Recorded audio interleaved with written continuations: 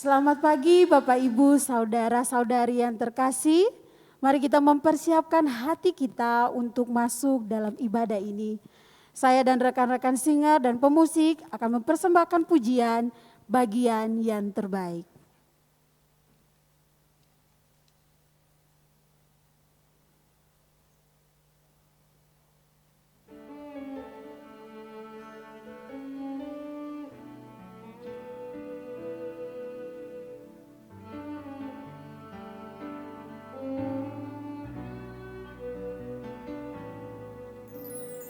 Ku ingin selalu dekat, mendengar suara-Mu Bapa, lebih dari segalanya.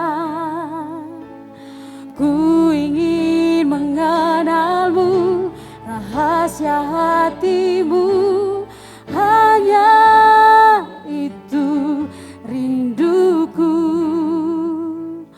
Memilih-Mu bagian yang terbaik, selamanya takkan terganti. Harta yang paling berharga hanya Kau Yesus selamanya.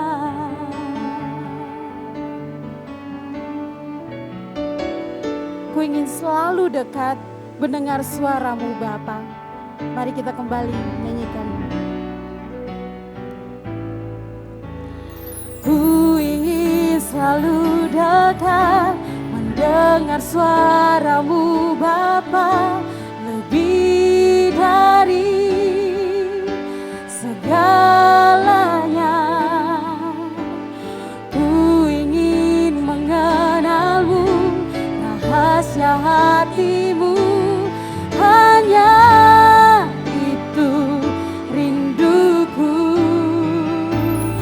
Memilih-Mu bagian yang terbaik, selamanya tak akan terganti. Harta yang paling berharga hanya Kau Yesus selamanya. Memilih-Mu bagian yang terbaik, selamanya tak akan terganti. Harta yang paling berharga hanya Kau Yesus selamanya.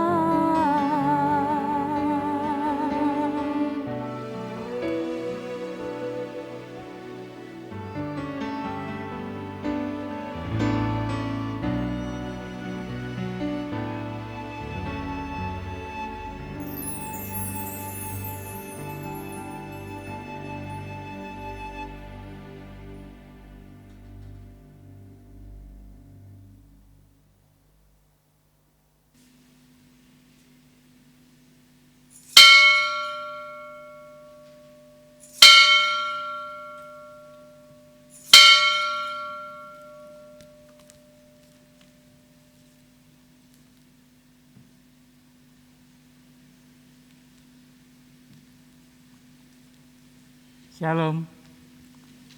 Bapak Ibu Saudara terkasih, keluarga GKI Gejayan dimanapun berada, tetap teguh dan tegar dalam pengharapan.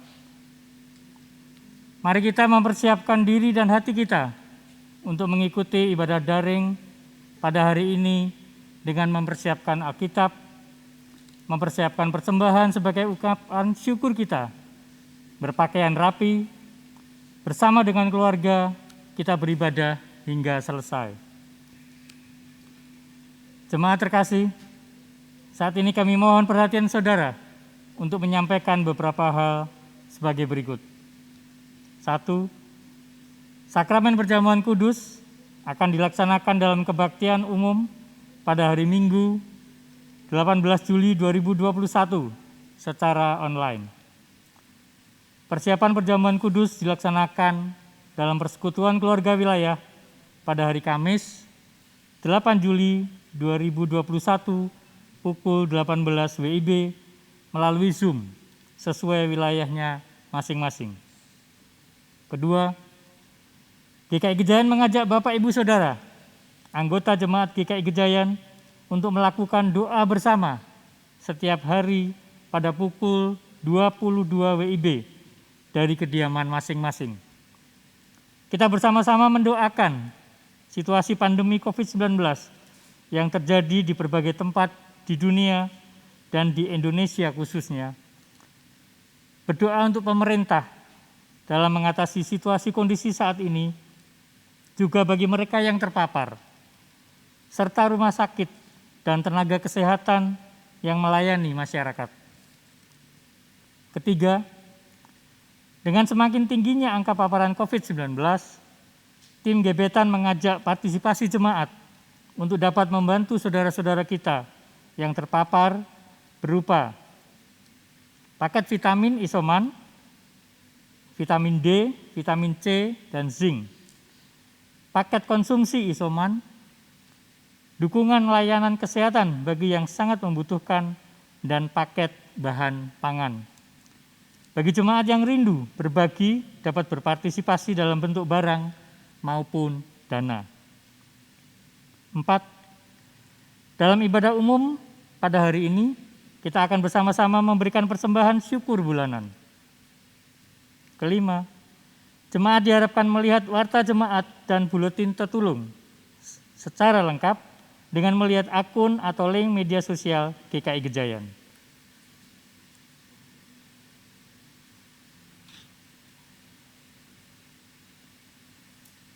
5.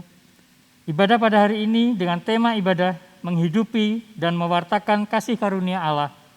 Pelayan Firman, Pendeta Ratna Indah Widyastuti. Mari Bapak Ibu Saudara, kita masuk saat teduh.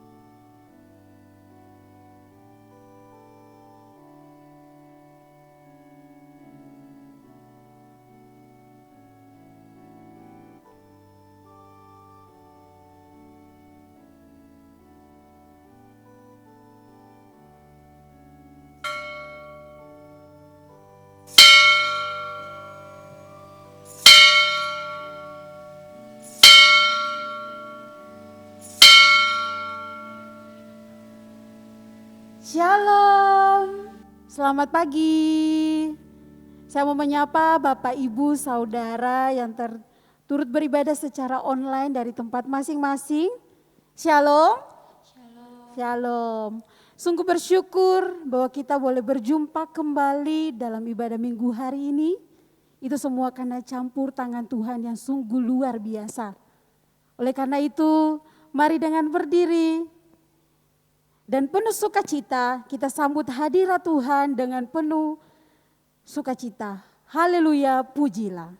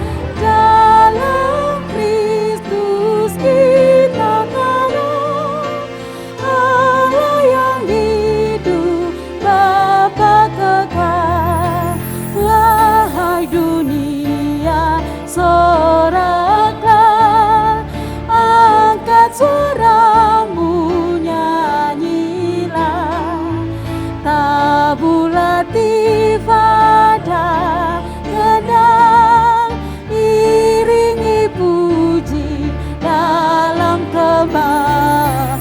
Haleluya, pujilah Allah yang agung Maha Esa, dalam Kristus kita kadang, Allah yang hidup Bapa kekal.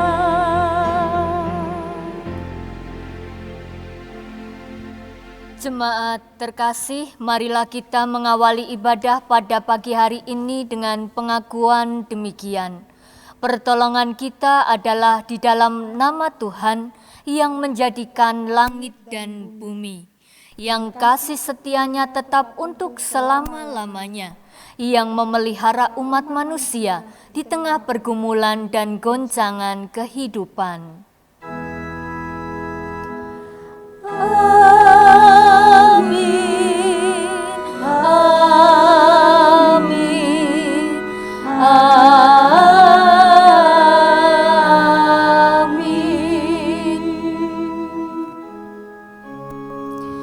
Salam bagimu, salam bagimu, Salam,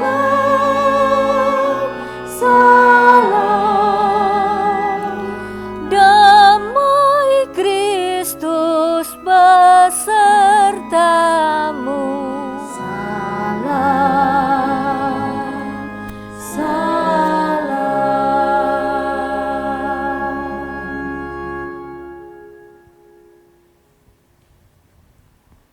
Jemaat yang terkasih, saat ini mari kita kembali mengingat dan mengakui akan setiap dosa-dosa kita di hadapan Tuhan. Mari kita mengambil waktu sejenak dan datang secara pribadi di hadapannya.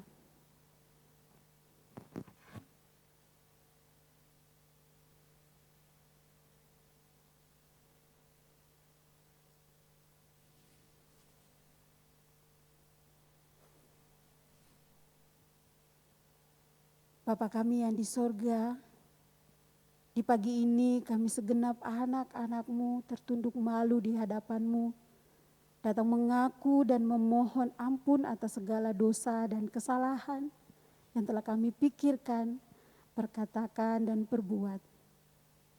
Kami percaya dengan kasih-Mu yang besar dan oleh darah anak-Mu Yesus Kristus yang telah tercurah di kayu salib, akan menghapus segala dosa dan kesalahan kami. Di dalam nama Tuhan Yesus Kristus, kami telah berdoa dan mengaku segala dosa kami kepada Allah Bapa di sorga. Amin. Yang terkasih, mari kita bersukacita menyambut berita anugerah yang diberikan kepada kita sekalian, sebagaimana tertulis di dalam 1 Korintus pasal 15 ayat yang kedua hingga ayatnya yang ketiga. Oleh Injil itu kamu diselamatkan, asal kamu teguh berpegang padanya, seperti yang telah kuberitakan kepadamu, kecuali kalau kamu telah sia-sia menjadi percaya. Sebab yang sangat penting telah kusampaikan kepadamu, yaitu apa yang telah kuterima sendiri, ialah bahwa Kristus telah mati karena dosa-dosa kita sesuai dengan kitab suci. Demikianlah berita anugerah dari Tuhan. Syukur kepada Allah. Tuhan adalah gembala agung yang sejati. Ia akan setia menuntun kita dengan hikmat-Nya, hingga kita semua sampai beroleh berkat serta keselamatan. Tuhan, Kau gembala kami.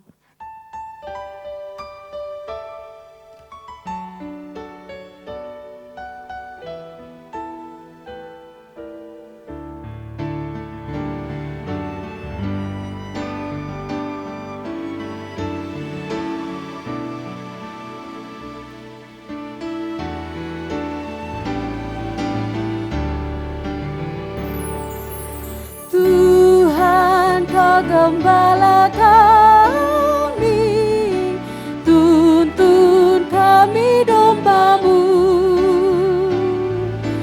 Berilah kami menikmati hikmat pengorbanan-Mu. Tuhan Yesus, Juru Selamat, kami ini milik-Mu. Tuhan Yesus, Juru Selamat, kami ini milik-Mu. Kau pengawal yang setia, kawan hidup terdekat. Kita nyanyikan baitnya yang kedua.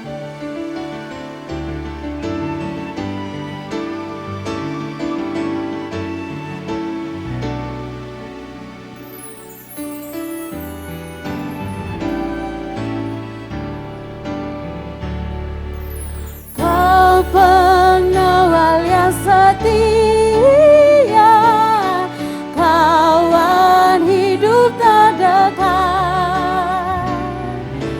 Jauhkan kami dari dosa, panggil pulangnya sesat.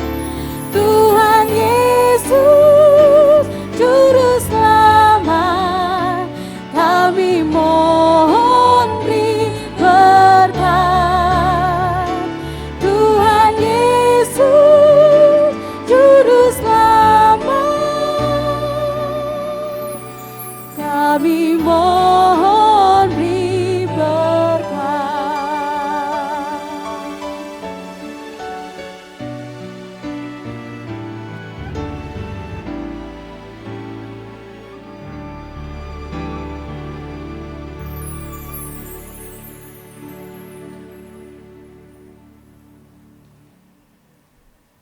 Kasih-Mu Tuhan membawa kebenaran serta memberikan pengharapan baru dalam hidup kami.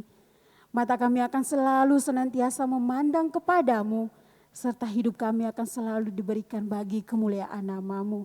Mari kita siapkan hati kita masuk dalam pelayan firman Tuhan. Ku hidup bagi-Mu.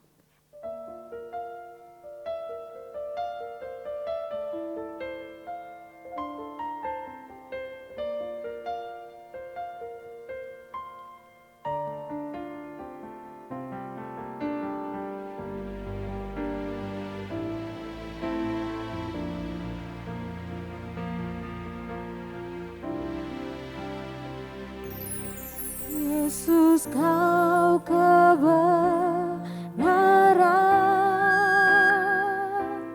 yang menyelamatkanku. Kau memberikanku hidup dan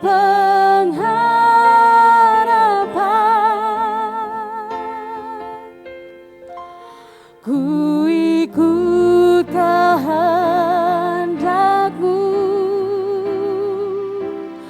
ku perlu anugerah-Mu, ku nyatakan janjiku kepadamu.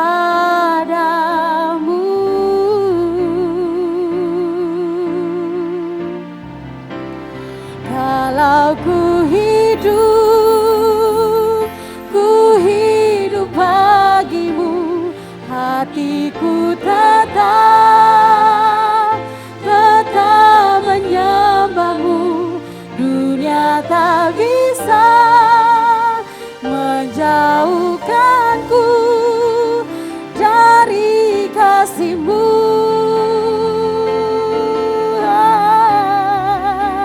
Selama ku hidup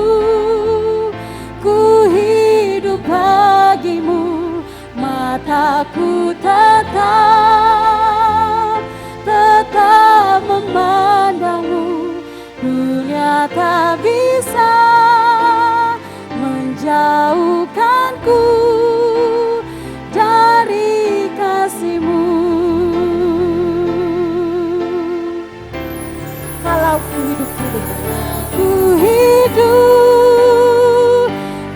hidup bagimu, hatiku tetap menyembahmu. Dunia tak bisa menjauhkanku dari kasih-Mu.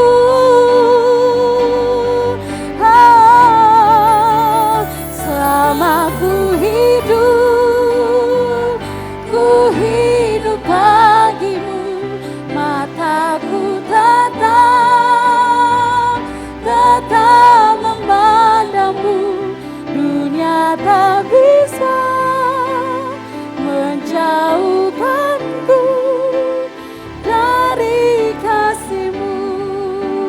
Dunia tak bisa menjauhkanku.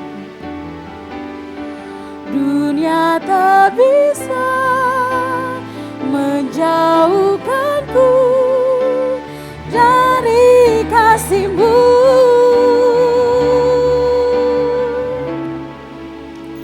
Dunia tak bisa menjauhkanku dari kasih-Mu.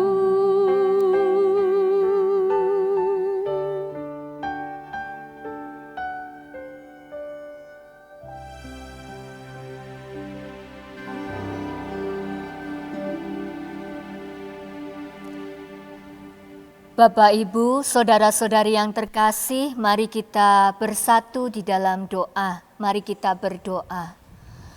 Bapa di dalam sorga, di tengah ketidakpastian kehidupan kami pada saat ini, oleh karena pandemi COVID-19, kami sungguh bersyukur karena kami boleh melihat kebaikan, kasih, kesetiaan, dan bahkan pemeliharaan Tuhan di dalam kehidupan kami tidak pernah berkesudahan. Terima kasih ya Tuhan. Pada saat ini bersama dengan setiap saudara-saudara kami yang beribadah dari tempat masing-masing, kami memohon kiranya Engkau Allah menuntun dan menolong setiap kami, agar ketika kami akan membaca dan merenungkan kebenaran firman-Mu, sungguh firman itu boleh menjadi suluh bagi setiap langkah kami, bahkan firman itu boleh menjadi kekuatan penghiburan dan menjadi semangat bagi kami untuk kami boleh melakukan banyak hal bagi saudara-saudara kami yang hari ini mengalami pergumulan berat. Ya Bapa di dalam sorga, kiranya Engkau Allah juga menolong, melengkapi dan juga memampukan hamba-Mu yang akan menyampaikan kebenaran firman-Mu. Biarlah setiap hal yang akan disampaikan, semuanya boleh disampaikan dengan baik, seturut dengan kehendak-Mu. Di dalam nama Tuhan Yesus Kristus, Sang Firman yang hidup, kami berdoa. Amin.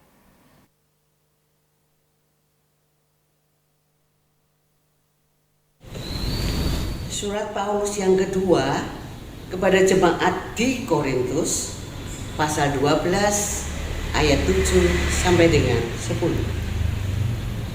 Surat Paulus yang kedua kepada jemaat di Korintus, pasal 12 ayat 7 sampai dengan 10.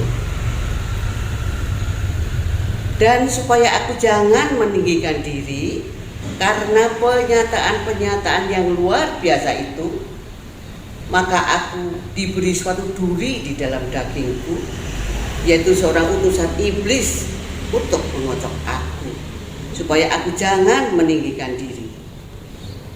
Tentang hal itu aku sudah 3 kali berseru pada Tuhan, supaya utusan iblis itu mundur daripadaku. Tetapi jawab Tuhan kepadaku, cukuplah kasih karuniaku bagimu, sebab justru dalam kelemahanlah kuasaku menjadi sempurna.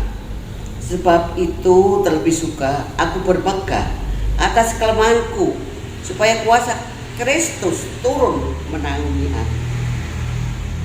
Karena itu aku aku senang dan rela di dalam kelemahan, di dalam siksaan, di dalam kesukaran, di dalam penganiayaan dan kesesakan oleh Kristus. Sebab jika aku lemah, maka aku kuat. Demikianlah sabda Tuhan. Syukur kepada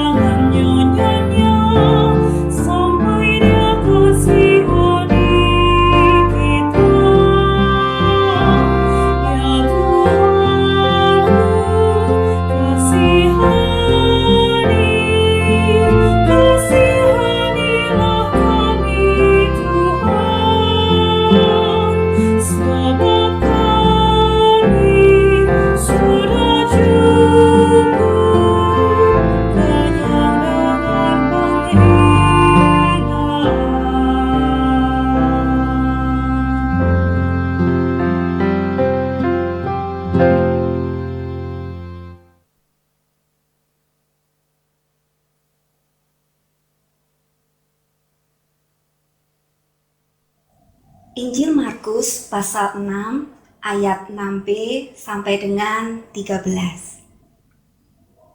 Injil Markus pasal 6 ayat 6b sampai dengan 13. Lalu Yesus berjalan keliling dari desa ke desa sambil mengajar.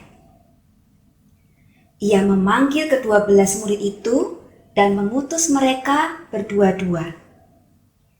Ia memberi mereka kuasa atas roh-roh jahat dan berpesan kepada mereka supaya jangan membawa apa-apa dalam perjalanan mereka kecuali tongkat. Roti pun jangan, bekal pun jangan, uang dalam ikat pinggang pun jangan. Boleh memakai alas kaki, tetapi jangan memakai 2 baju.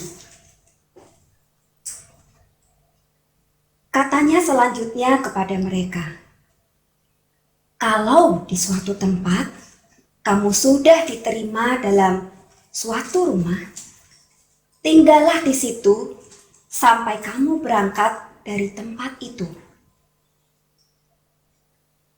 Dan kalau ada suatu tempat yang tidak mau menerima kamu, dan kalau mereka tidak mau mendengarkan kamu, keluarlah dari situ dan kebaskanlah debu yang di kakimu sebagai peringatan bagi mereka.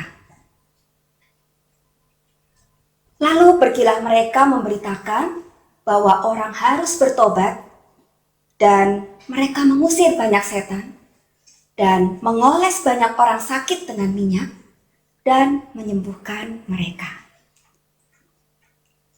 Demikianlah Injil Yesus Kristus.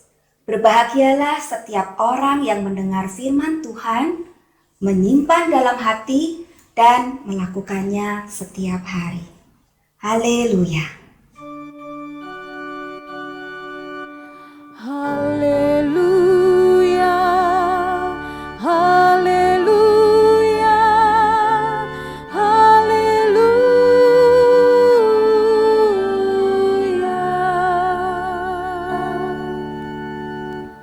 Shalom, selamat pagi Bapak Ibu Saudara-saudari dimanapun berada.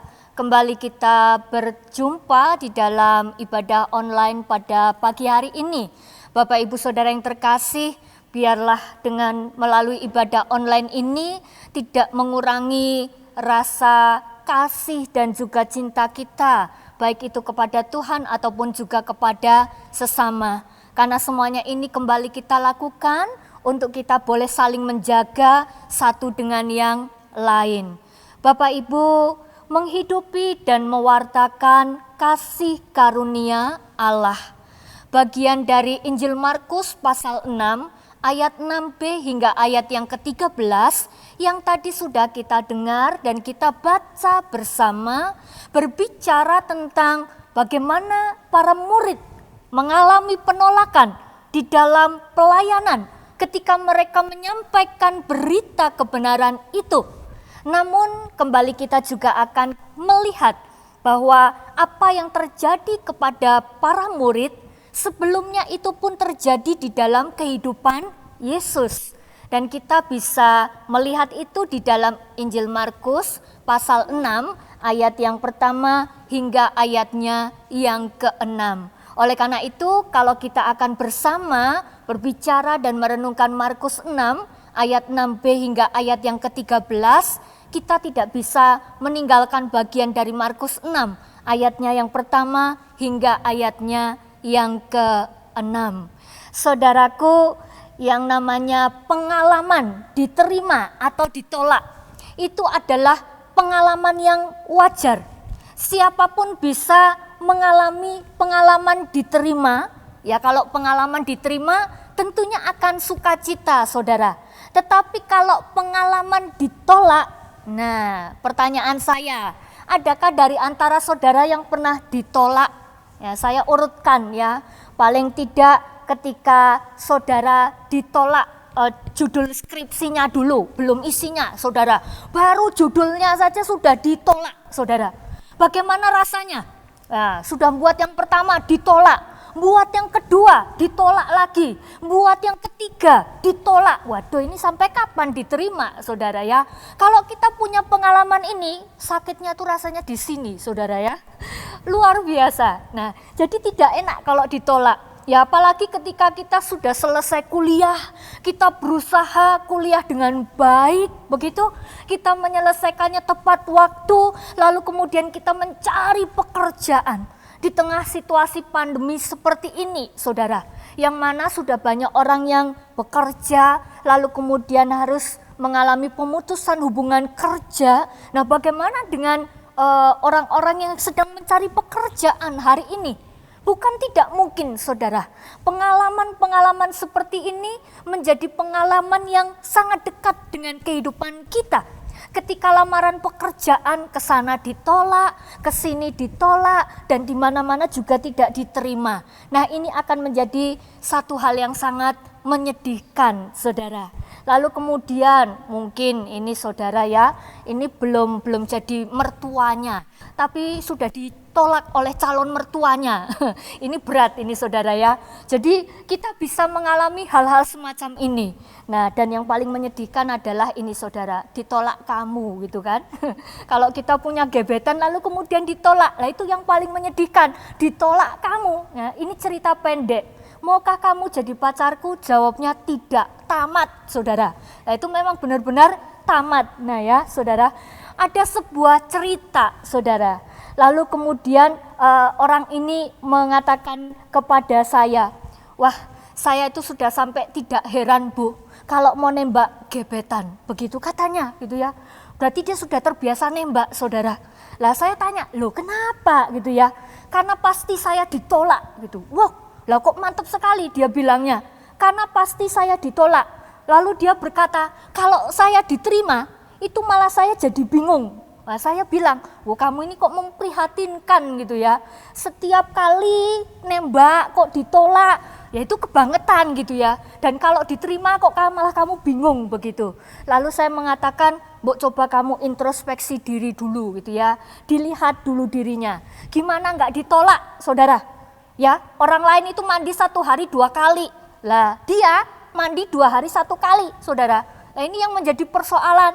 Jadi memang ada faktor hal-hal yang tentunya membuat orang di luar sana menolak keberadaan kita. Nah, tetapi kemudian dia mengatakan, tapi ada cerita yang lain juga loh Bu. Apa? Saya tanya. Ya, ada orang yang pengalamannya bukan ditolak, tetapi menolak. Nah, yaitu yang menolak kamu itu semua, saya bilang begitu ya. Nah, Bapak Ibu yang terkasih, kesimpulannya apa? Ya, kesimpulannya adalah tidak ada satu orang pun yang senang kalau dia itu ditolak, saudara.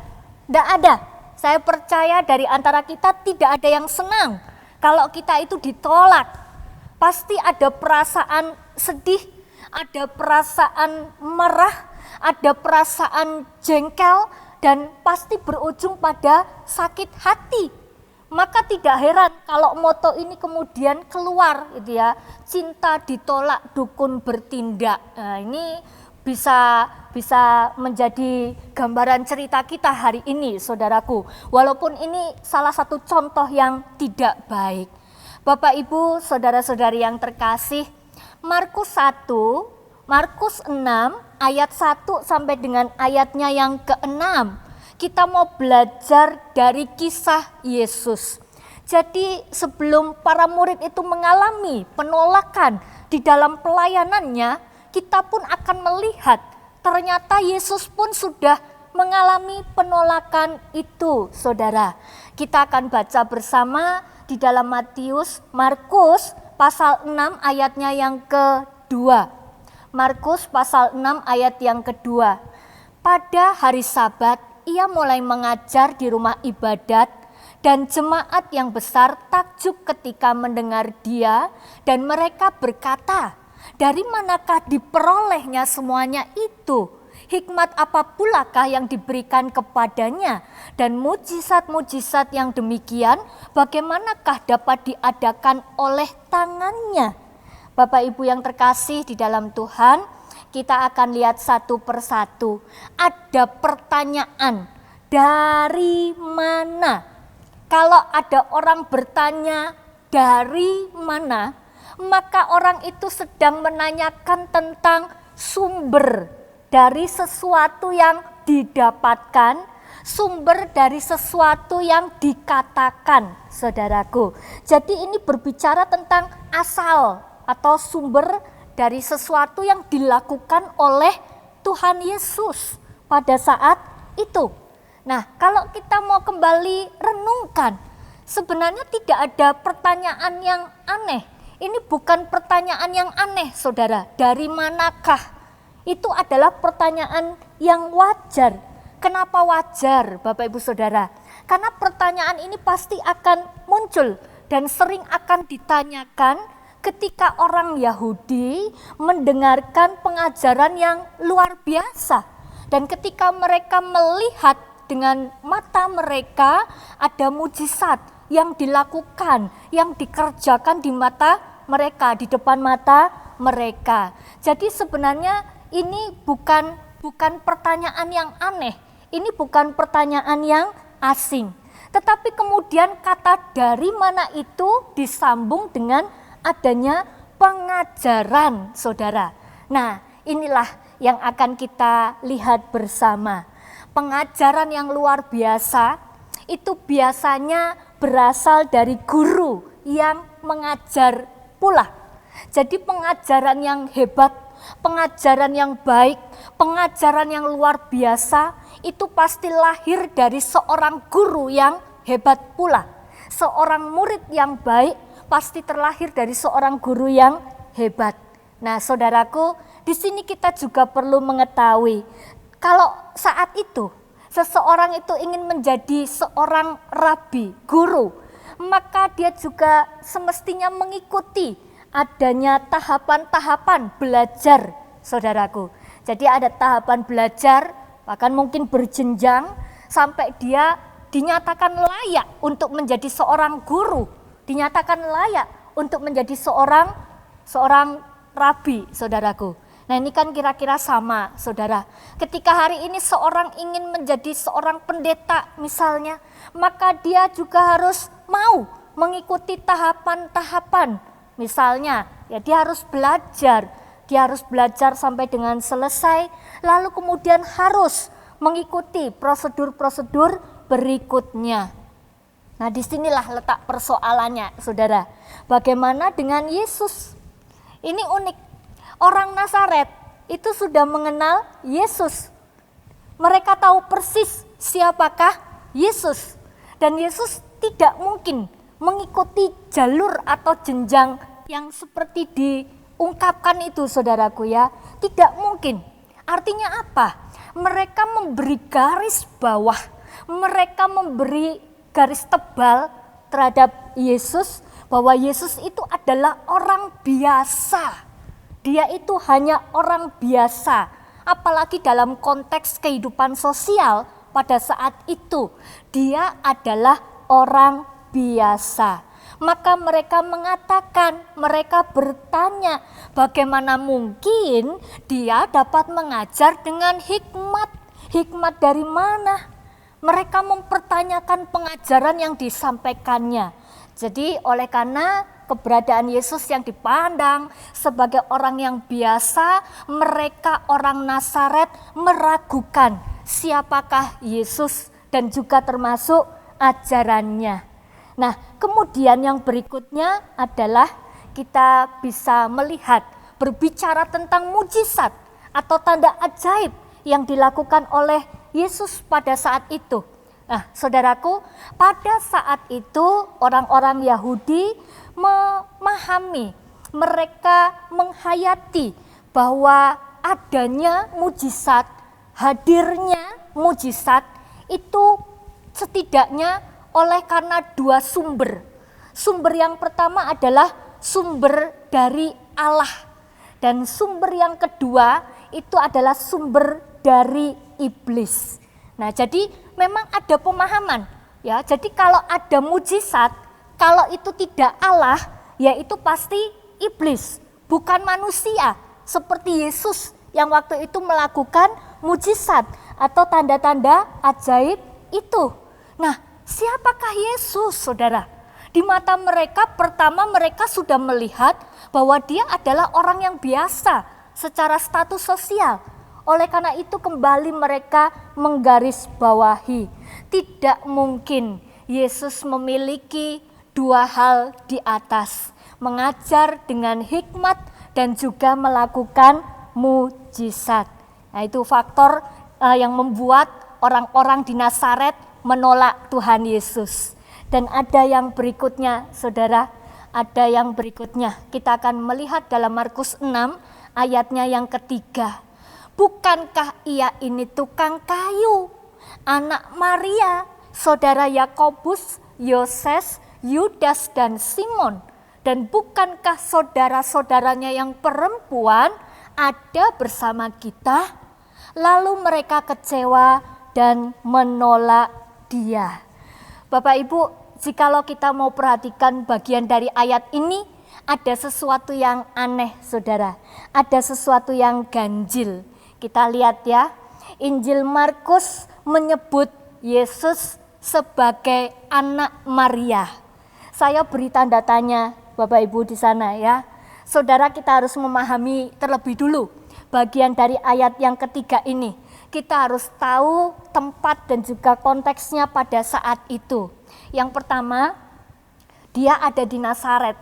Nazaret adalah sebuah kota kecil, saudara. Itu yang pertama. Dengan kecilnya itu, kira-kira penduduk yang ada di sana bisa dipastikan tidak lebih dari 300 orang.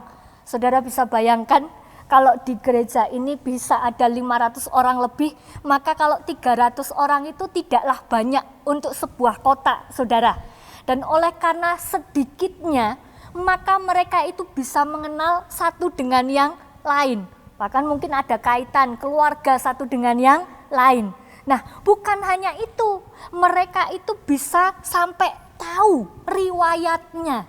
Ini anaknya siapa, ini cucunya siapa, bapaknya namanya siapa, ibunya namanya siapa, dan seterusnya. Jadi ada satu gambaran tentang sebuah kota yang kecil yang membuat orang dengan begitu mudah bisa mengenal dan mengingat siapakah orang yang ada di sekitarnya. Nah, maka di sini kita catat bahwa orang Nazaret mengenal dengan baik siapakah Maria dan Yusuf. Mereka mengenal, saudara, dan mereka mengenalnya sebagai tukang kayu. Tukang kayu, saudara. Dan kenapa saya beri tanda tanya anak Maria? Tradisi kuno Yahudi pada waktu itu mereka memegang teguh budaya atau tradisi patriarkal, saudara. Ya, yang mana tentunya laki-laki menjadi identitas, laki-laki itu menjadi identitas yang di depan, saudara. Maka kalau seseorang itu akan menyebutkan nama seseorang, yang akan disebutkan itu adalah nama ayahnya. Yesus anak Yusuf dan bukan Yesus anak Maria. Ya, jadi ini sesuatu yang perlu kita renungkan kembali. Ada apa di balik ini semua? Maksudnya apa begitu ya? Ada, saudara. Ini kita bisa melihat bersama. Kenapa mereka tidak menyebut Yesus itu sebagai anak Yusuf? Sebenarnya ini menjadi satu gambaran bahwa mereka itu menolak garis keturunan Yesus. Mereka meragukan tentang garis keturunan Yesus yang hanyalah anak seorang tukang kayu. Jadi cukup jelas sekali, saudara, ini yang terjadi. Dua hal besar inilah yang setidaknya membuat orang-orang Nazaret menolak keberadaan Yesus dan juga pengajarannya. Ya, mereka itu hanya membatasi atau mereka itu hanya membuat pagar bahwa kebenaran itu hanya sebatas kepada kognitif mereka, pada pemikiran mereka, pada cara berpikir mereka. Akhirnya apa, saudara? Mereka tidak mampu melihat Yesus lebih dari apa yang mereka bisa lihat. Jadi mereka hanya melihat Yesus sebatas yang dipikirkan oleh mereka, yaitu anak tukang kayu, orang biasa dengan status sosial yang rendah, saudara. Mereka tidak bisa memahami Yesus lebih dari yang mereka imani. Kenapa? Karena mereka hanya melihat Yesus sebagai manusia biasa. Dan mereka tidak bisa percaya lebih. Kenapa? Ya karena memang mereka hanya membatasi Yesus sebagai manusia biasa. Nah, saudara, inilah ya dua alasan besar mengapa orang-orang yang ada pada saat itu menolak Yesus. Nah, yang menarik adalah kita mau lihat bagaimanakah sikap Yesus. Ya, kalau kita jadi Yesus, mungkin kita akan lihat, waduh, orang-orang di sekitarku ini sudah mulai frontal begitu ya. Ya, lebih baik aku ambil jalan damai supaya damai di sorga, damai di bumi. Maka kita akan mungkin memilih diam, saudara. Kita akan mencari jalan yang baik di antara keraguan-raguan mereka. Tetapi yang menarik adalah dia memilih untuk tidak diam. Dia memilih untuk terus berbicara. Dia memilih untuk terus menyampaikan pengajaran itu. Nah, sekarang kita lihat. Ini di dalam Markus 6 ayat 6 hingga ayatnya yang ke-13. Ada satu penekanan yang penting, saudara. Jadi kalau Yesus ditolak, berikutnya dalam penyampaian perutusan tugas ketika para murid itu diutus, saudara, maka bukan tidak mungkin mereka juga akan ditolak. Kalau yang guru saja ditolak, bagaimana dengan muridnya? Maka kemungkinan besar ya mereka akan ditolak. Karena Yesus sudah dipahami hanya sebagai orang biasa, sebagai anak seorang tukang kayu, anaknya Yusuf, maka ya apalagi mereka, saudara, mereka juga pasti akan ditolak. Nah, ini yang pertama. Lalu kemudian yang berikutnya, hal yang perlu dipahami, penolakan akan kebenaran bukan berarti menghentikan pemberitaan tentang firman itu, saudara. Pemberitaan tentang kebenaran itu.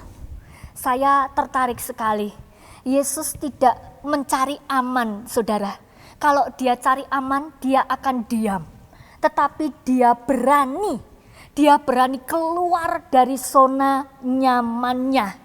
Dia tidak cari amannya sendiri, tetapi dia berani membayar harga untuk keluar dari zona nyamannya. Dan disinilah kemudian menjadi garis penegasan bagi para murid yang diutus, saudara. Supaya mereka siap. Siap kalau apa? Siap kalau diterima. Tetapi kemudian tidak menjadi kecil hati ketika mereka ditolak. Dan ketika mereka ditolak itu tidak menghentikan karya pemberitaan itu di dalam kehidupan mereka. Nah, kita akan baca di dalam Markus pasal 6 ayat 10 hingga ayatnya yang ke-11. Katanya selanjutnya kepada mereka, kalau di suatu tempat kamu sudah diterima dalam suatu rumah, tinggallah di situ sampai kamu berangkat dari tempat itu. Dan kalau ada suatu tempat yang tidak mau menerima kamu, dan kalau mereka tidak mau mendengarkan kamu, keluarlah dari situ dan kebaskan debu yang ada di kakimu sebagai peringatan bagi mereka. Menarik, saudara. Kita mau lihat apa yang dimaksudkan oleh Markus 6 ayatnya yang ke-10 hingga ayat yang ke-11. Yang pertama adalah kita harus menyadari bahwa karya keselamatan itu tidak dapat dipaksakan, saudara. Jadi kita memang mengerti bahwa kasih karunia keselamatan itu diperuntukkan bagi dunia ini. Tetapi hal itu tidak bisa dipaksakan. Mengapa? Karena pemberitaan akan kebenaran itu membutuhkan respon dari orang yang mendengarnya. Jikalau orang itu menerima, maka keselamatan itu menjadi bagian di dalam kehidupannya. Itu yang pertama, saudara. Lalu kemudian bagian yang kedua adalah bahwa karya pemberitaan itu tidak boleh berhenti ketika seseorang ditolak, ketika seseorang itu mengalami penolakan. Nah, di sini diajarkan di dalam melakukan tugas perutusannya, para murid dikatakan mereka harus belajar hidup bergantung hanya kepada pemeliharaan Allah. Maka dalam ayat yang ke-8 sampai ke-9 dikatakan tidak boleh bawa bekal, tidak boleh bawa uang, bahkan baju cadangan juga tidak boleh.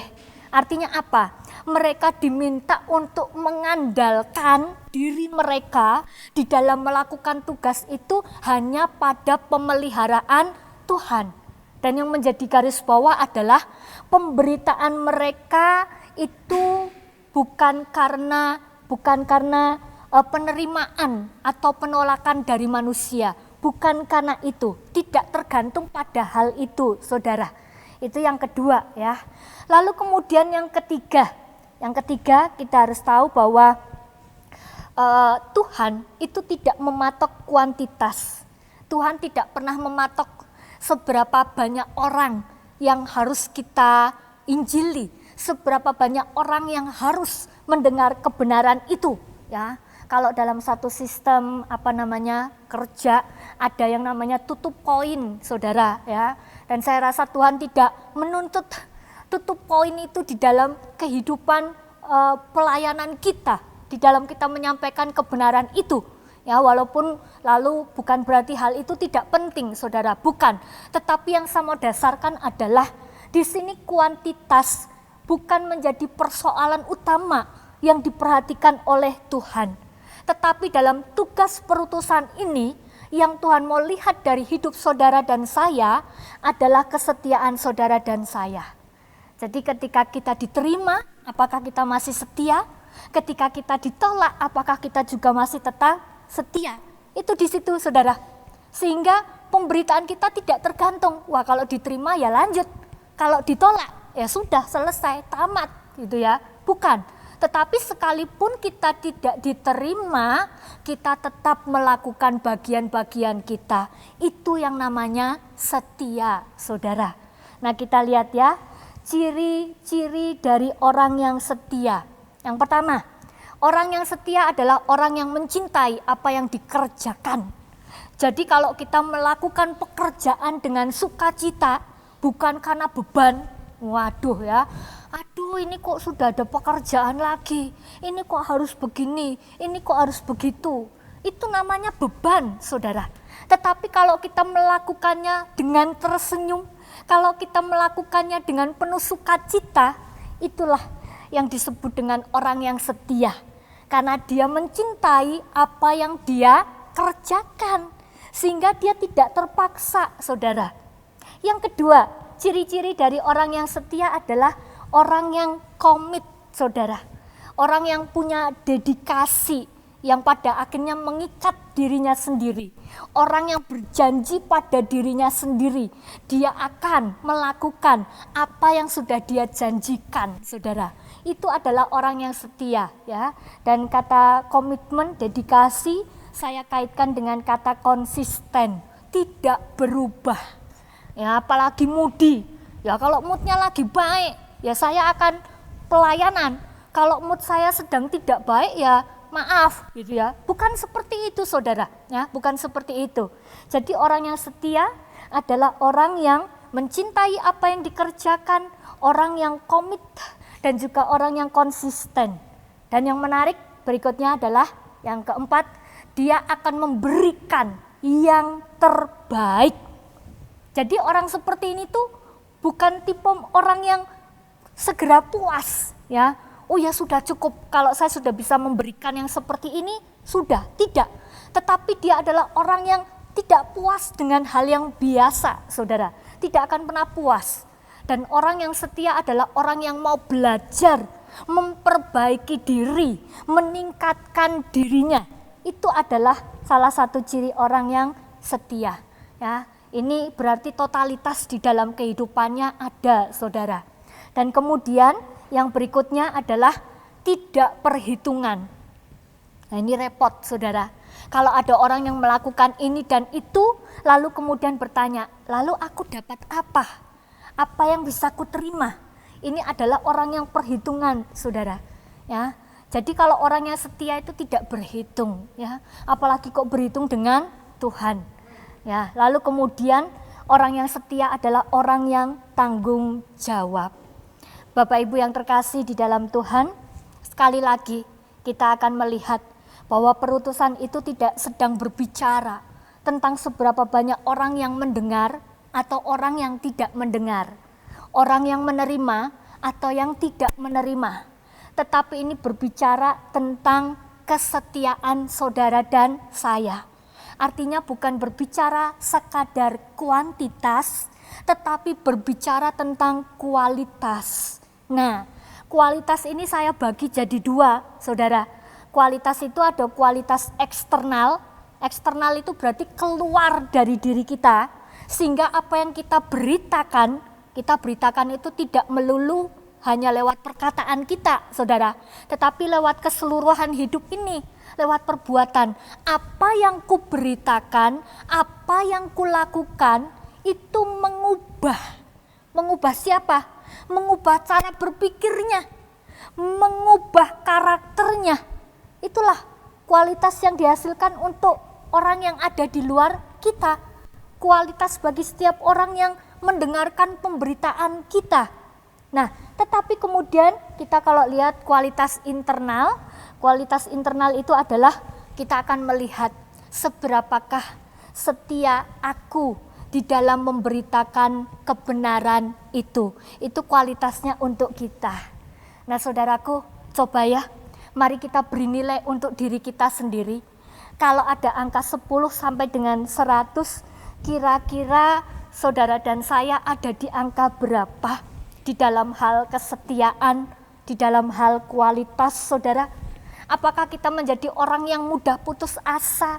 Kita menjadi orang yang cepat kalau anak kecil itu ngambek saudara ya, sehingga ketika kita ditolak, kita tidak diterima, lalu kemudian kita berhenti dan kita tidak mau melakukannya kembali. Ayo kita coba evaluasi diri kita masing-masing, beri nilai kepada diri kita masing-masing. Dan yang berikutnya saudara, kembali kita diingatkan, jangan khawatir saudara, jangan khawatir. Tugas kita tidak mudah, tetapi di dalam firman-Nya, dalam Markus 6 ayat yang ke-7, Tuhan itu memperlengkapi, Tuhan itu menyertai, Tuhan itu tidak membiarkan kita diutus dengan tangan kosong, tidak. Dia memperlengkapi dan juga Dia menyertai saudara dan saya. Bapak Ibu yang terkasih di dalam Tuhan, hari ini saya mau menyampaikan berita kebenaran itu, baik melalui lisan kita ataupun perbuatan kita, itu bukan hal yang mudah, saudara. Ya, apalagi hanya sekedar lisan, saudara, tidak mudah. Orang hari ini banyak mempertanyakan tentang kebenaran itu, saudara. Kenapa? Karena kebenaran itu hari ini mulai dipagari dengan kognitif, hanya cara berpikir logika manusia belaka. Ketika mereka melihat di tengah kesulitan pandemi ini, semakin banyak orang yang egois, semakin banyak orang yang tidak mau peduli, saudara. Kemarin saya sempat viral melihat ada salah satu video ketika orang itu panik buying itu, saudara ya. Seolah dia tuh tidak melihat bahwa masih ada sesamanya di luar mereka, di luar dirinya yang juga membutuhkan barang itu, saudara. Nah, ini kan sangat mengerikan sekali, sangat menyedihkan. Maka dari itu, kebenaran itu tidak hanya kita sampaikan lewat kata-kata kita, saudara. Tetapi kebenaran itu sudah saatnya dia hadir di dalam kehidupan melalui perbuatan kita saat ini. Nah, Bapak Ibu yang terkasih, berita macam apa yang bisa kita bawa di dalam situasi-situasi sulit sekarang ini, saudara? Tidak ada hari tanpa berita pertambahan rekan-rekan kita ya, yang terpapar COVID-19. Tidak ada hari yang tidak selalu menampilkan berita-berita yang kemudian membuat orang menjadi depresi, ya saudara, karena perekonomian sudah sulit. Lalu kemudian dengan gambaran begitu banyaknya orang yang menderita dan pada akhirnya meninggal, saudara.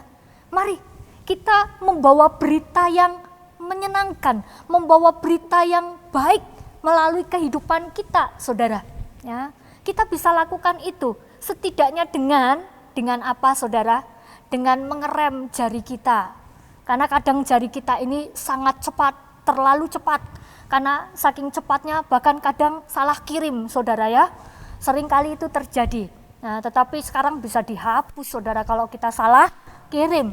Nah, tetapi kalau yang kita kirim itu tentang berita yang salah, berita yang bohong, berita yang belum ada kebenarannya, maka itu akan membuat orang akan semakin terpuruk. Bawalah berita-berita yang membawa kedamaian. Dan juga bawalah berita itu melalui tindakan real, saudara. Hari ini kami terbuka dengan program gebetan, bukan hanya untuk kebutuhan sembako, tetapi kami juga mulai memikirkan tentang kebutuhan bagi saudara-saudara kita yang hari ini harus isolasi mandiri di rumah mereka masing-masing. Maka kami membuka peran Bapak Ibu Saudara. Jikalau Bapak Ibu Saudara mau berperan, mari silahkan, saudara. Karena itu wujud dari berita kebenaran, ya, berita damai yang mau kita sampaikan kepada mereka yang membutuhkan. Kuncinya adalah, saudara, kalau saudara mau menghidupi dan mewartakan kasih-Nya, satu, keluarlah dari zona nyamanmu. Lakukanlah apa yang bisa saudara lakukan. Lakukanlah apa yang bisa kita lakukan. Karena kebenaran itu hari ini tidak hanya harus kita sampaikan lewat lisan kita, tetapi akan lebih nyata jikalau itu terwujud di dalam perbuatan kita. Ya, satu kata-kata bahasa Latin mengatakan Verba doesn't exempla trahun. Kata-kata itu mengajar, kata-kata itu baik, tetapi contoh atau tindakan yang dilakukan itu akan jauh lebih menarik, ya. Artinya apa? Tindakan kita itu akan jauh lebih menjadi berkat. Kebenaran itu tidak hanya menjadi tulisan mati di dalam Alkitab kita, saudara, tetapi tulisan yang mati itu bisa menjadi tulisan yang hidup melalui saudara dan saya. Selamat menghidupi dan mewartakan kasih-Nya di tengah kehidupan yang sangat rumit dan sulit. Amin. Mari saudaraku, kita bersatu di dalam saat teduh.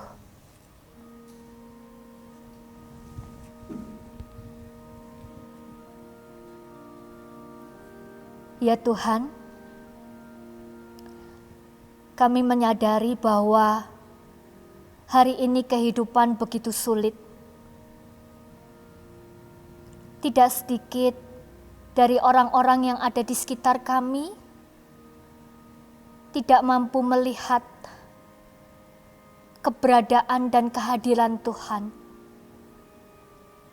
Oleh karena saat ini mereka rindu akan kehadiran kebenaran yang real itu melalui tindakan yang bisa kami kerjakan.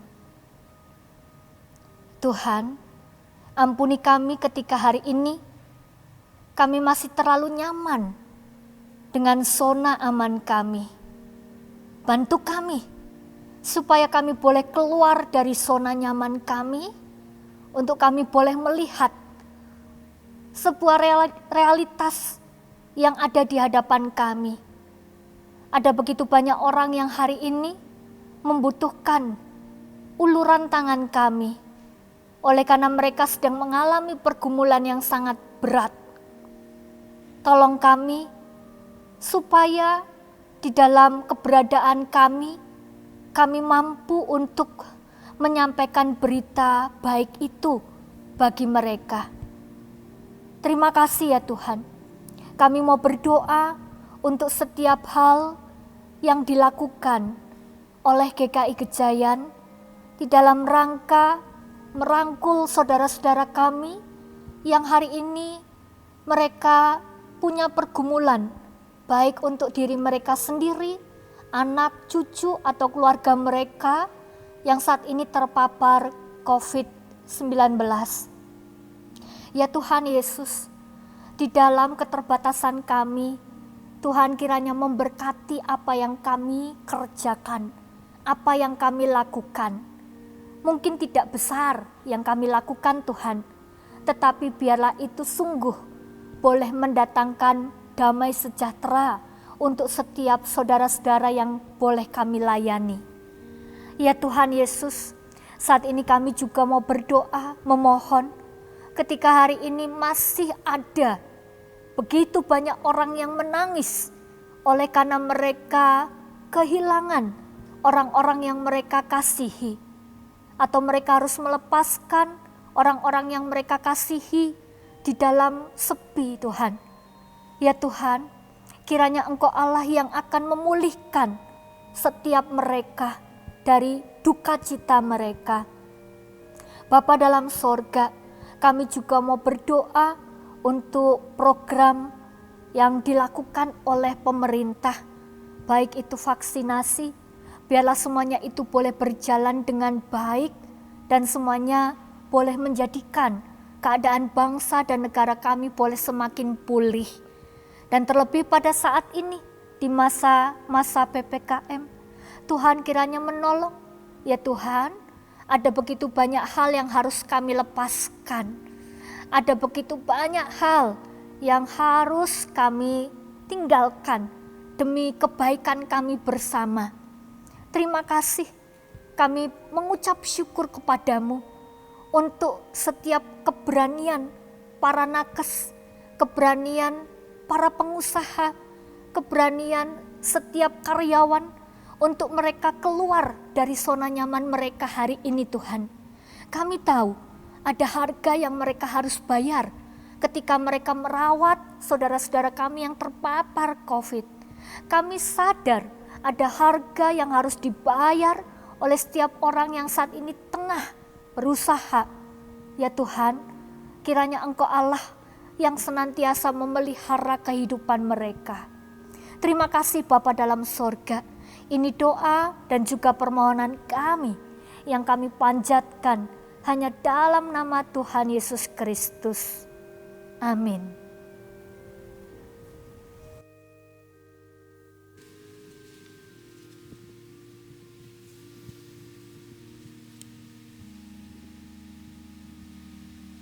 Jemaat yang terkasih, bersama jemaat di segala tempat dan segala abad, kita akan perbarui pengakuan iman kita menurut pengakuan iman rasuli yang demikian. Aku percaya kepada Allah, Bapa yang Maha Kuasa, Khalik langit dan bumi, dan kepada Yesus Kristus, anaknya yang tunggal Tuhan kita, yang dikandung dari Roh Kudus, lahir dari anak darah Maria, yang menderita sengsara di bawah pemerintahan Pontius Pilatus, disalibkan, mati dan dikuburkan, turun ke dalam kerajaan maut. Pada hari yang ketiga, bangkit pula dari antara orang mati, naik ke surga, duduk di sebelah kanan Allah, Bapa yang Maha Kuasa. Dan dari sana yang datang untuk menghakimi orang yang hidup dan yang mati.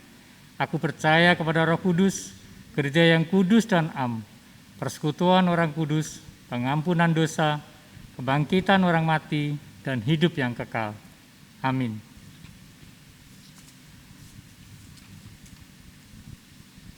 Sebagai dasar untuk kita mempersiapkan persembahan kita, mari kita ucapkan ayat dasar kita dari 2 Korintus 9 ayat 10 sampai dengan 11 bersama-sama. Ia yang akan menyediakan benih bagi penabur dan roti untuk dimakan. Ia juga yang akan menyediakan benih bagi kamu dan melipat gandakannya dan menumbuhkan buah-buah kebenaranmu.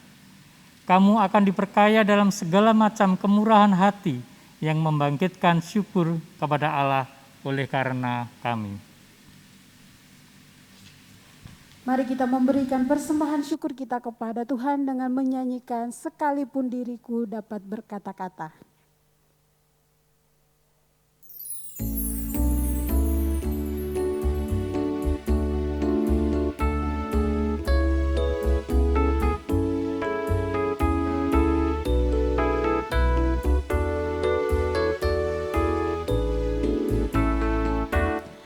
Sekalipun diriku dapat berkata-kata dengan semua bahasa, bahasa manusia dan bahasa malaikat ataupun yang lainnya. Tapi jika aku tak mempunyai kasih, aku serupa gong yang menggema dan canang yang gemericik. Sekalipun diriku memiliki karunia bernubuat. Mari kita nyanyikan baitnya yang kedua.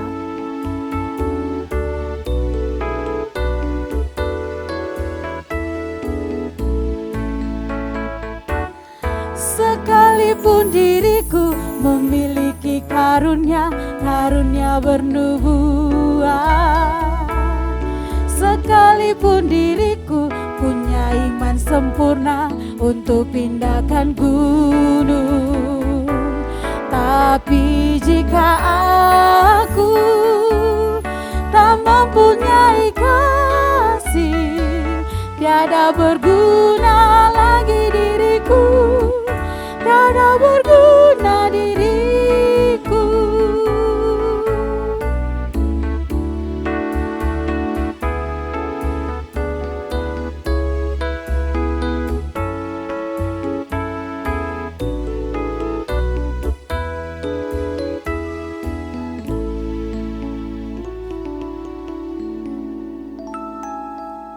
Ku persembahkan tubuh, jiwa, dan rohku. Glory to the King.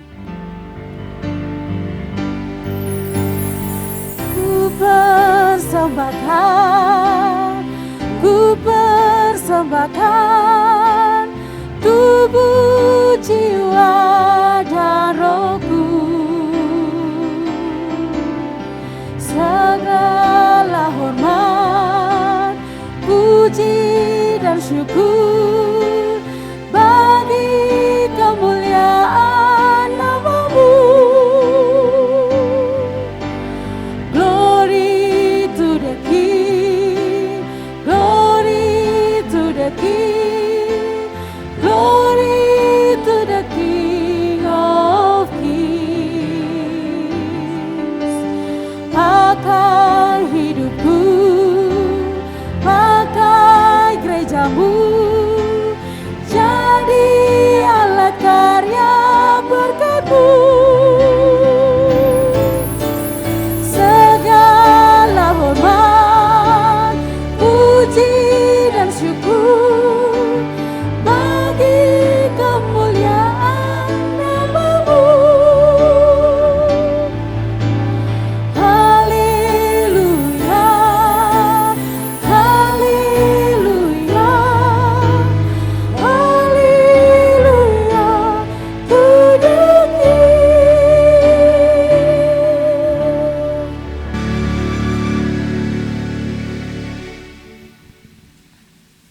Mari kita bawa persembahan kita ke dalam doa. Segala puji syukur ya Tuhan, kami boleh menikmati ibadah kami pada pagi hari ini. Kami bersyukur bahwa kami masih diberi kesempatan untuk memberikan persembahan kepada Tuhan. Kami bersyukur bahwa kami boleh menikmati kehidupan kami ini dengan segala keterbatasan yang ada. Kiranya Tuhan memberkati persembahan kami.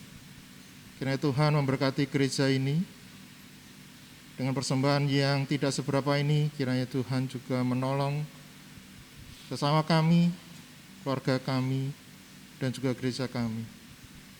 Kiranya kasih Tuhan terus memberkati dan memberikan damai sejahtera bagi kami. Terima kasih ya Tuhan untuk persembahan yang boleh kami sampaikan. Di dalam nama Tuhan kami berdoa. Amin. Ibadah kita akan segera usai, namun tugas dan panggilan kita akan terus berlanjut di luar sana. Kumandangkanlah firman Allah sebagai pelita kebenaran Tuhan, agar setiap orang yang masih terlelap dalam kekhawatiran diberikan harapan baru di tengah kondisi yang tak menentu seperti ini. Berkumandang suara dari seberang.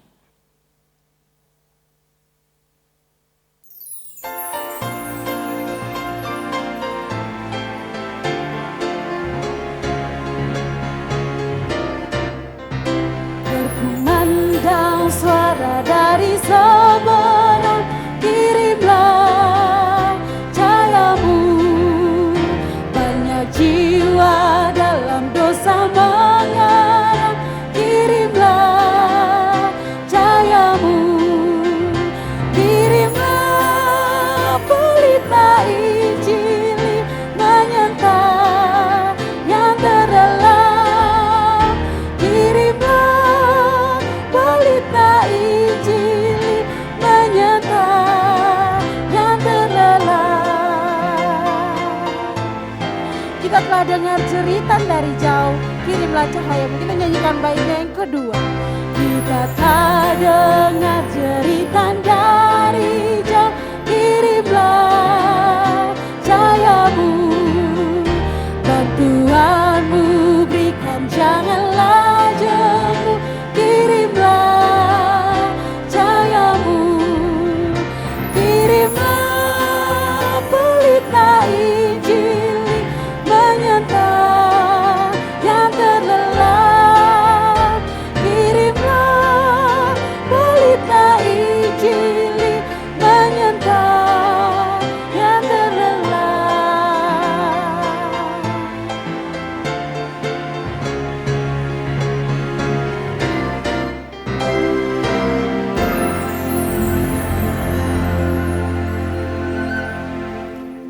Jemaat yang terkasih, kembalilah dalam kehidupan saudara dan jadilah saksinya dimanapun saudara berada. Hidupilah dan wartakanlah kasih-Nya melalui seluruh kehidupan saudara. Terimalah berkat dari Tuhan.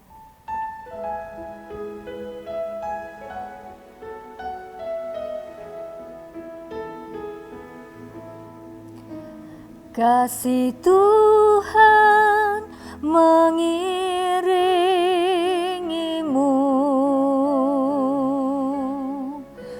dan sayapnya melindungimu.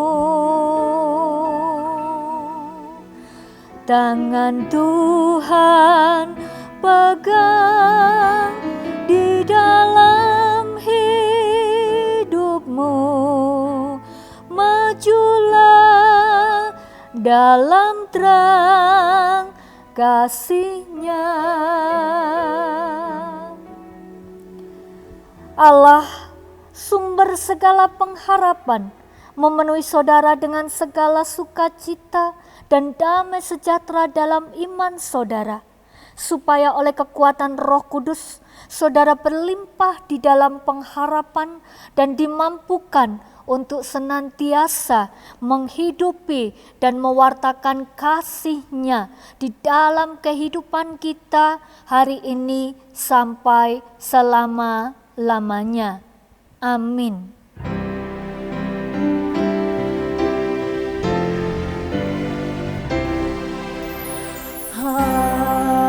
Haleluya, haleluya, haleluya, haleluya, haleluya. Amin, amin,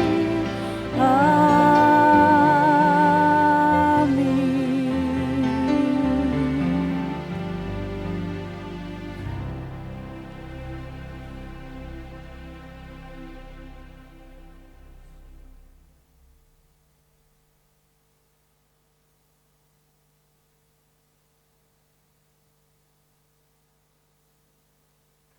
Selamat hari Minggu, Tuhan Yesus memberkati.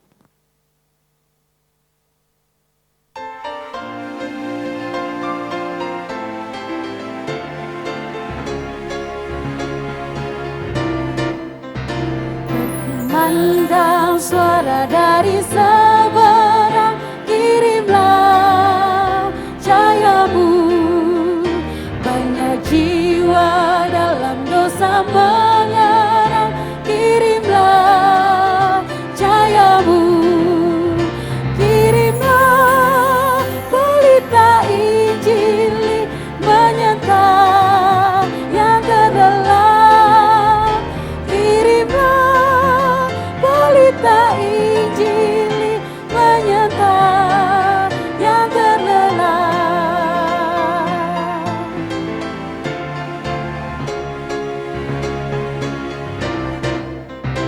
Kita telah dengar jeritan dari jauh, kirimlah cahayamu.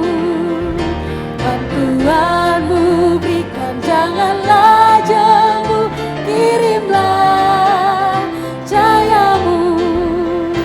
Kirimlah pelita Injil menyertai yang terlelap.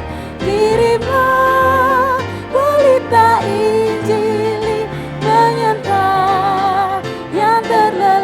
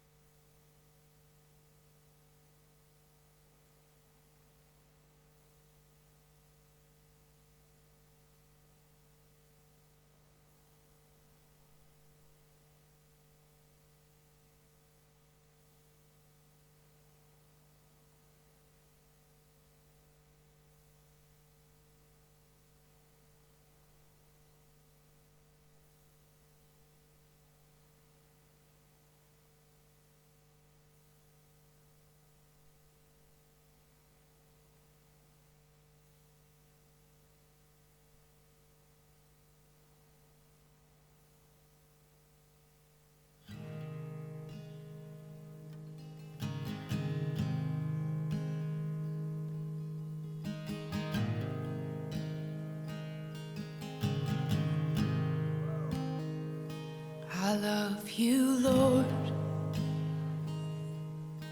Oh, your mercy never fails me.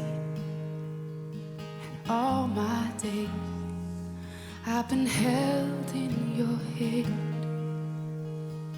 From the moment that I wake up until I lay my head, oh, I will sing of the goodness of God.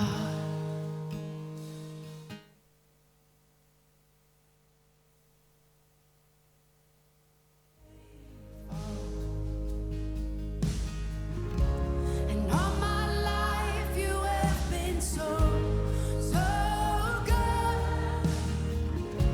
With every breath that I am able, oh, I will sing of the goodness of God. I love your voice. You will lead me through the fire, and in darkest night, you were close like no other. I've known you as a father, I've known you as a friend, and I have lived in the goodness of God. Yeah. And all my life you have been faithful. Oh. And all my life you have been so, so good. With every breath that I am able, oh, I will sing of the goodness of God. Yeah. Your goodness is running after, it's running after me. Your goodness is running after, it's running after me. With my life laid down, I'm surrendered now. I give you everything. Your goodness is running after, it's running after me. Your goodness is running after, it's running after me. Your goodness is running after, it's running after me. With my life laid down, I'm surrendered now. I give you everything. Your goodness is running, it keeps running after me.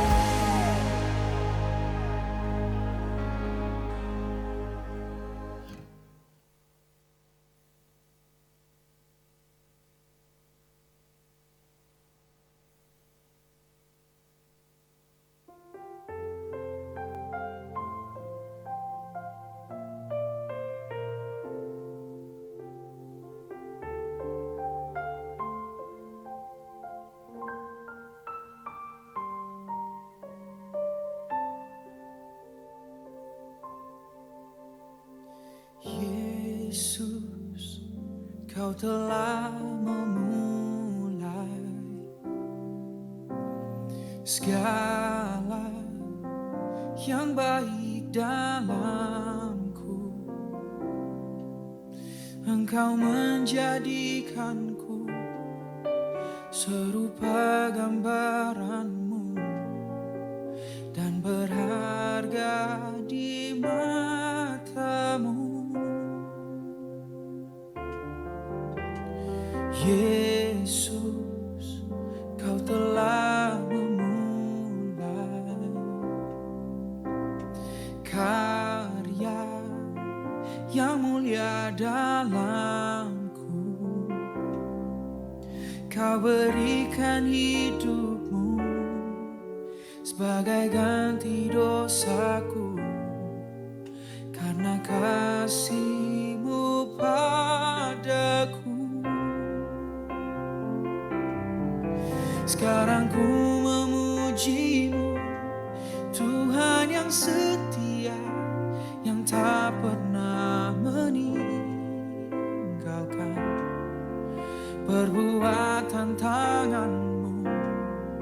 Sekarang ku menyembah-Mu, Tuhan yang mulia, sempurnakan segenap hidupku agar indah bagi-Mu.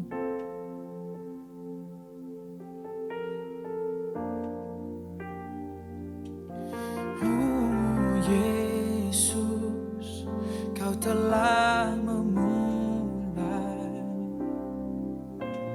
segala yang baik dalamku.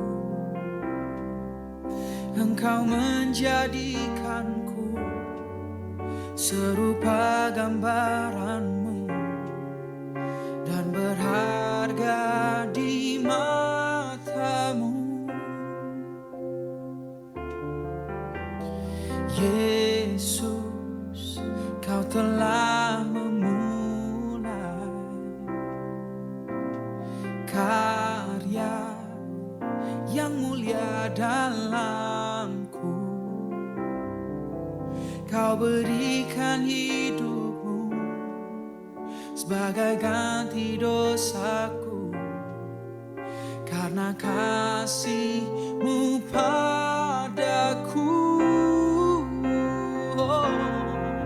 Sekarang ku memuji-Mu, Tuhan yang setia, yang tak pernah meninggalkan perbuatan tangan-Mu.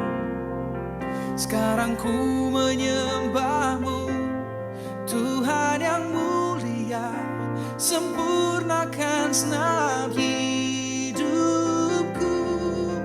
agar indah bagi-Mu. Oh, sekarang ku memuji-Mu, Tuhan yang setia, yang tak pernah meninggalkan perbuatan tangan-Mu. Sekarang ku menyembah-Mu, Tuhan yang mulia, sempurnakan segenap hidupku agar indah bagi-Mu.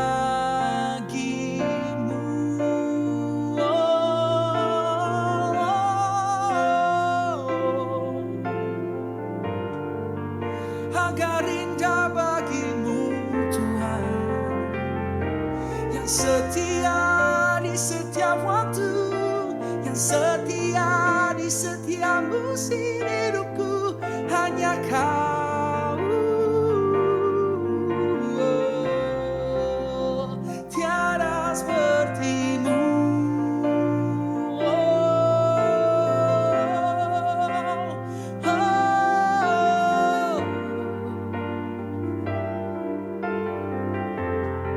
Yang mulia, yang berharga, Kau berikan hidup-Mu bagiku.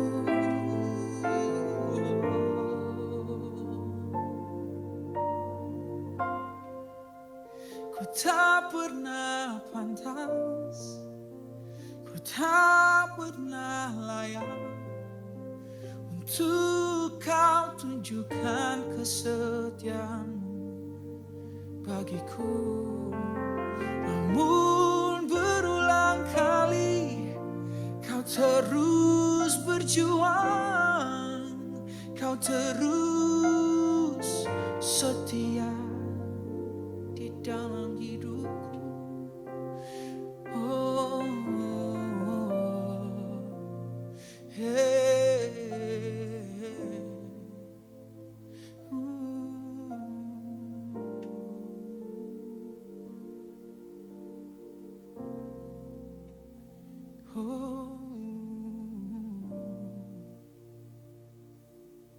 kesetiaan-Mu Tuhan, kesetiaan-Mu di jalanku, di dalam hidupku, di setiap waktu.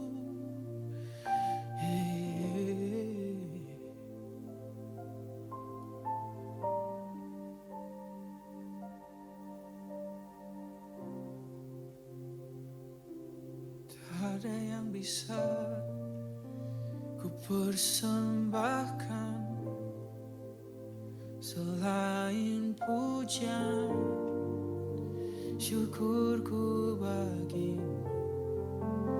Tak ada yang bisa ku persembahkan.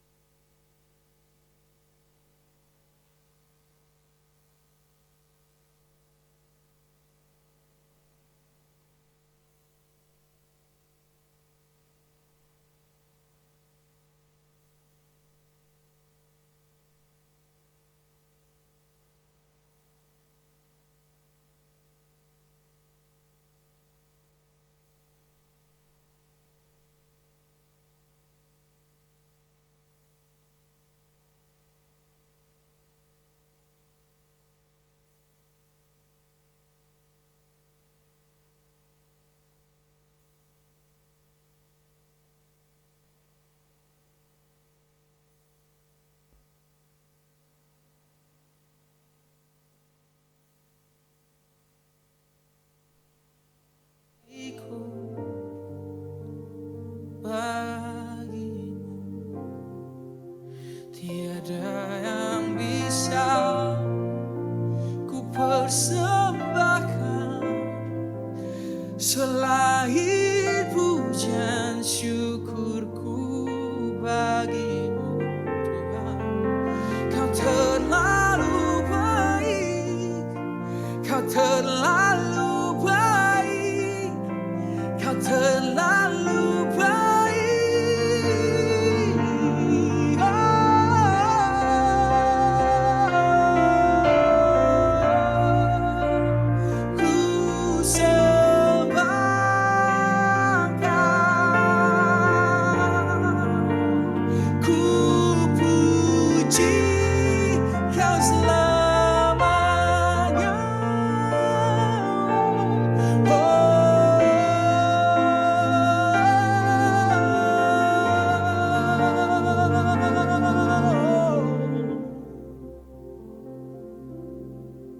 Sekarang ku memujimu, Tuhan yang setia, yang tak pernah meninggalkan perbuatan tanganmu. Sekarang ku menyembahmu, Tuhan yang mulia, sempurnakan segenap hidupku agar indah bagimu. Sekarang ku memujimu, Tuhan yang setia, yang tak pernah meninggalkan perbuatan tanganmu. Sekarang ku menyembahmu, Tuhan yang mulia, sempurnakan segenap hidupku agar indah bagimu,